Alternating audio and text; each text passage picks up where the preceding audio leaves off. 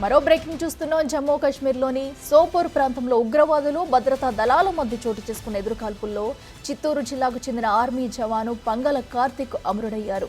అత్యంత ధైర్య సాహసాలతో పోరాడి ప్రాణత్యాగం చేసిన కార్తిక్ భద్రతా దళాలు నివాళులర్పించాయి.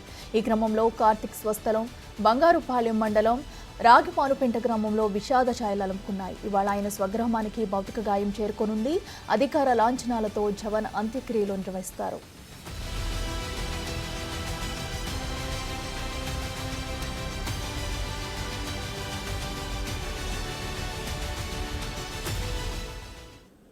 ఇదే అంశానికి సంబంధించి మరింత సమాచారం మా ప్రతినిధి దామోదర్ అందిస్తారు. దామోదర్, చెప్పండి, జమ్మూ కాశ్మీర్లో జరిగిన ఎదురు కాల్పుల్లో కూడా జవాన్ చనిపోయినట్టు కూడా తెలుస్తుంది. ఈ రోజు ఆయన మృతదేహాన్ని కూడా స్వస్థ పంపించే ఏర్పాట్లు కూడా చేసినట్టు తెలుస్తుంది. డీటెయిల్స్ ఏంటి? అఖిల, ఏదైతే ఉగ్రవాదులను ఎదురుకాల్పుల్లో తీవ్రంగా గాయపడి జమ్మూ కాశ్మీర్లోని సోపార్ ప్రాంతంలో జరిగిన ఘటనలో తీవ్రంగా గాయపడి మృతి చెందిన అమర జవాన్ కార్తిక్ స్వగ్రామంలో ప్రస్తుతం మనం ఉన్నాము. ఆయన మృతదేహానికి సంబంధించి ఈరోజు అంత్యక్రియలు నిర్వహించడానికి అధికారులు పూర్తి మిలిటరీ అధికారులతో పాటు ప్రభుత్వ అధికారులు కూడా స్థానికంగా ఏర్పాట్లు చేసిన పరిస్థితి.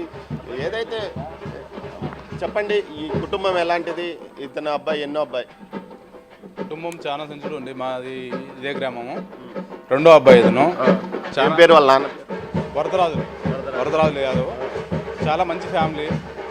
ఎప్పుడు పండగకు వచ్చినా అంటే సెలవుల మీద వచ్చినప్పుడు ప్రతిసారి ఊర్లో ప్రతి ఒక్కరితో చాలా స్నేహభావంగా, చాలా ఫ్రెండ్లీగా, అంటే ఒక సోదర భావంతో అంత బాగా కలిసిమెలిసి అన్యోన్యంగా ఉండేవాడు. ఇలాంటి వ్యక్తి మా గ్రామంలో జరగడం చాలా బాధాకరం, చాలా దురదృష్టకరం.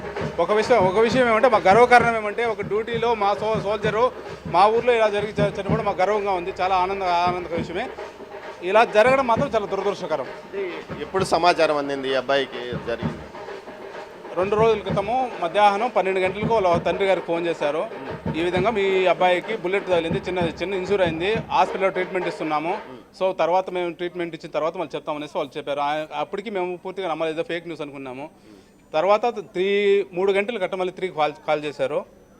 అప్పుడేమంటే పూర్తి ఇన్ఫర్మేషన్ ఇచ్చారు. సో ఈ విధంగా చనిపోయాడు, ఆయన స్పాట్లో చనిపోయారు, హాస్పిటల్లో ఉన్నారు. బాడీ తిరిగి మళ్ళీ మీకు ఇంటి మీద సంబంధించి వాళ్ళ తండ్రి గారు చెప్పారు. అప్పటి నుంచి ఆయన ఫుల్ డిసప్పాయింట్. చాలా ఎన్ని గంటలకు అంత్యక్రియలు జరుగుతాయి? ఎక్కడ? ఈరోజు 1:30 గంటల పై నుంచి స్టార్ట్ చేస్తున్నాము.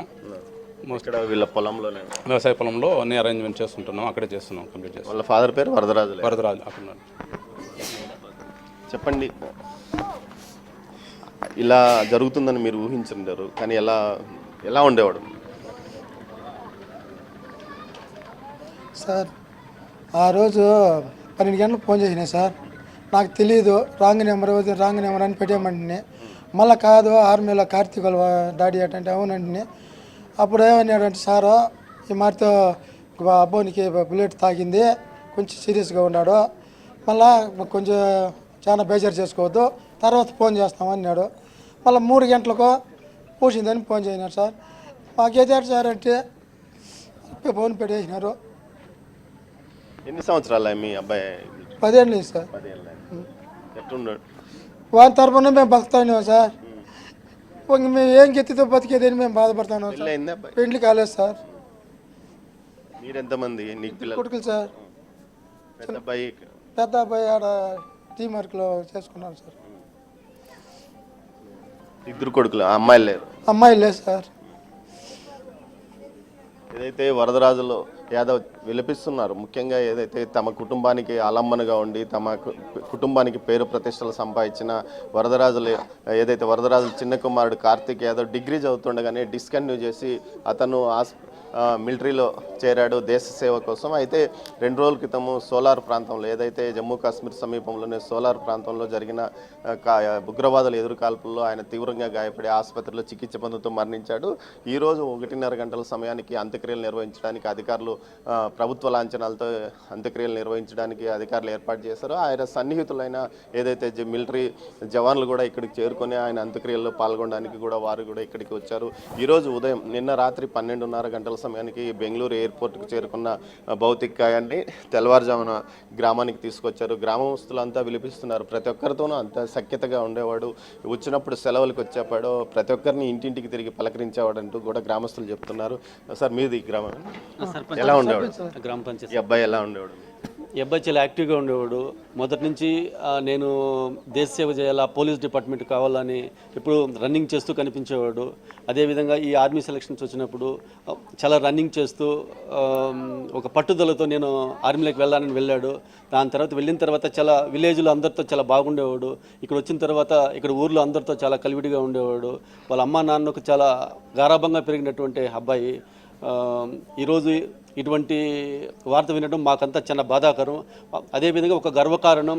దేశం కోసం ఉగ్రవాదులతో పోరాడుతూ ప్రాణాలు కోల్పోవడం ఒక ఇన్స్పిరేషన్. దేశ సేవలలో ఇటువంటి వాళ్ళు తన ప్రాణాలను అర్పించడం అనేది ఒక గర్వకారణం. అదేవిధంగా కుటుంబ సభ్యులు కూడా చాలా బాధపడుతున్నారు, మా అబ్బాయిని చూసుకోలేమని. అదేవిధంగా దేశ సేవలో తన ప్రాణాలు అర్పించడం మాకు చాలా గర్వకారణంగా ఉంది కూడా వాళ్ళ కుటుంబ సభ్యులు తెలియజేసుకుంటున్నారు. ఏదైతే ఇటు కుటుంబ సభ్యులు ఓవైపు బాధపడుతున్నారు, గ్రామస్తులు బాధపడుతున్నారు. ఈ ఘటనలో ముఖ్యంగా ఈ కార్తీక్ మరణించడం ఈ గ్రామస్తులందరినీ కలిచివేసింది. ముందు నుంచి ఏదైతే ఆర్మడ్ ఫోర్స్ కానీ ఇటు మిలిటరీ ఫోర్సుల్లో చేరాలని లక్ష్యంతోనే కార్తీక్ తన ఉద్యోగాన్ని ఎంచుకున్నాడు. అయితే ఈ విధంగా జరగడం, ఈ విధంగా ఉగ్రవాదుల కాల్పుల్లో మరణించడాన్ని మాత్రం గ్రామస్తులు జీర్ణించుకోలేకపోతున్నారు. Akhila. Right Damodar, thank you.